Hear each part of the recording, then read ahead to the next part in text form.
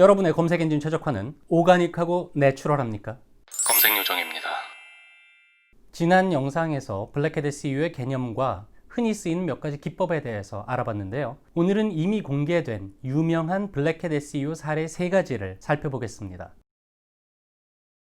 지난 2006년에 있었던 일입니다. 자동차 관련 키워드들 중 가장 인기 있는 카테고리는 중고차 관련된 키워드들입니다. BMW 독일은 바로 이 중고차 관련돼서 검색을 하는 사람들을 자사 웹사이트로 유입하고자 했습니다. 먼저 BMW는 이런 웹페이지를 만들었습니다. 이 페이지에는 중고차를 의미하는 단어가 무려 42회나 사용됐습니다. 절대로 자연스러워 보이지는 않습니다. 지난번 말씀드렸던 블랙햇 SEO 기법 중 키워드 스터핑에 해당합니다. 무리하게 키워드를 끼워 넣다 보니 문장 자체가 제대로 구성되지도 않습니다. 동시에 이런 것도 만듭니다. 이 페이지에는 BMW 신차라는 단어로 가득합니다. 역시 자연스럽다고 보기는 어려울 정도로 많이 사용이 됐습니다. 그 밖에도 BMW 리뷰 등 사용자들이 많이 검색하는 키워드들로 이런 페이지들을 만듭니다. 키워드 스터핑보다 더 큰 문제가 있었는데요. 이 페이지들은 검색 엔진에게만 보여질 뿐 사용자에게는 제공되지 않습니다. 중고차나 BMW 신차에 관심 있는 사용자들이 검색 결과 화면에서 해당 링크를 클릭하면 사용자들은 바로 BMW 독일 웹사이트로 리다이렉트 됩니다.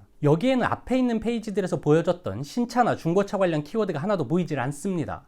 완전히 다른 사이트인 거죠. 이것이 바로 도어웨이 페이지 또는 게이트웨이 페이지라는 블랙햇 SEO 기법입니다.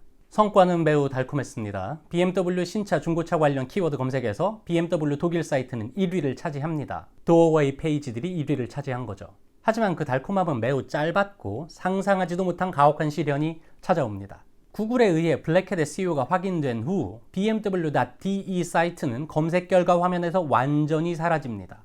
심지어는 BMW 독일이라고 검색을 해도 이 사이트는 보이지 않습니다. 블랙햇 SEO 적발 시 매우 강력한 제재가 가해집니다만 이렇게 사형 선고라고 부르는 수준의 제재가 가해지는 경우는 흔하지 않습니다.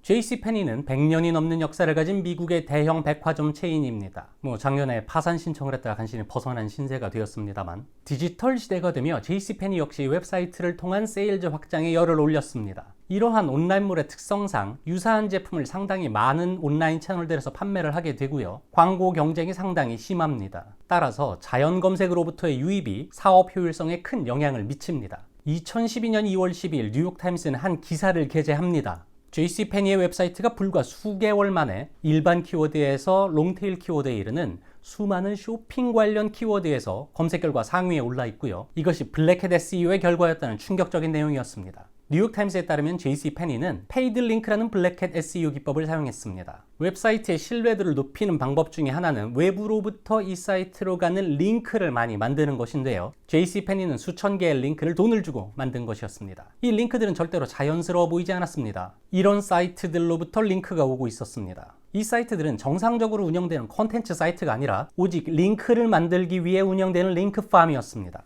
JCPenney는 모르는 일이라고 잡아댔지만 뉴욕타임스는 이미 기사 발행 전에 관련 증거를 구글에 넘긴 상태였습니다. 저희 세대의 SEO 컨설턴트라면 모를 수가 없는 맷 커츠가 이끄는 구글의 웹 스팸팀이 즉시 조사에 나섰고요. 불과 하루 만에 JCPenney의 웹사이트는 모든 검색 결과에서 70위 밖으로 밀려납니다. 자연 검색 트래픽은 전체 트래픽의 7% 수준까지 내려앉았고요. 그나마도 야후, 빙과 같은 다른 검색 엔진으로부터의 유입이 대부분이었습니다.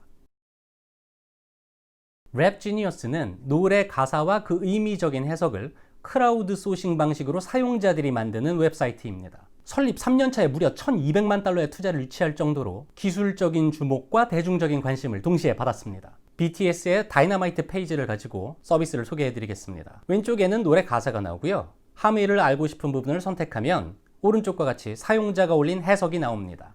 특히 은유, 비유, 상징을 많이 쓰는 힙합 가사에는 상당히 유용하겠죠. 랩지니어스는 단숨에 업계 최강자로 뛰어올랐습니다. 제이지부터 저스틴 비버에 이르기까지 수많은 노래의 가사를 구글에서 검색하면 랩지니어스가 상위에 올라 있었고요. 당연히 매우 효율적으로 트래픽을 유치할 수 있었습니다. 그런데 2013년 재앙이 찾아옵니다. 랩지니어스는 자신들의 페이스북에 이와 같은 글을 올립니다. 블로그를 갖고 있으면 우리 쪽에 파트너가 되라, 가족이 되라, 그런 뜻입니다. 페이스북뿐 아니라 우리로 치면 파워블로거에 해당하는 유명 대형 블로거들에게도 개별적으로 메일을 보냈습니다.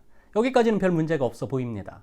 랩지니어스의 요구사항은 별게 아니었습니다. 이와 같이 이제 막 출시된 저스틴 비버의 신곡 링크들을 넣어서 블로그 글을 작성해달라는 것이었습니다. 하지만 이것은 별게 아닌 게 아니라 상당히 별거입니다. 구글은 이러한 형태의 링크 확산을 부정한 방법으로 규정하고 있습니다. 여기에 더해서 랩지니어스는 엄청난 잘못 하나를 더 저지릅니다. 제가 지난 블랙햇 SEO 영상 중 백링크 관련 부분에서 두 개의 판단 기준을 말씀드렸습니다. 그 중에 하나는 대가성입니다. 그리고 그 대가는 금전적인 대가만을 의미하는 것이 아니라고 말씀드렸습니다.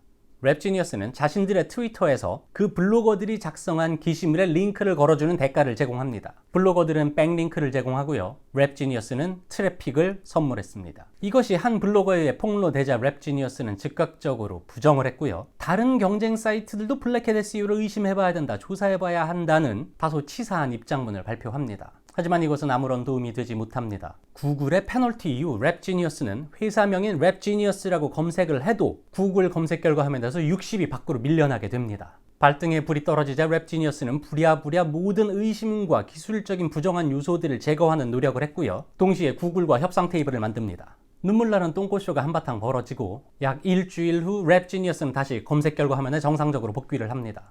검색 엔진 최적화는 검색 결과 화면 중 자연 검색 영역을 대상으로 합니다. 이 자연 검색을 영어로는 오가닉 서치 또는 내추럴 서치라고 합니다. 페이드 서치와 반대되는 개념이라고 해서 논 페이드 서치라고도 부릅니다. 검색 엔진 최적화의 대상 영역의 이름은 검색 엔진 최적화가 지향해야 될 본질을 말해준다고 생각합니다. 여러분의 검색 엔진 최적화는 오가닉하고 내추럴합니까?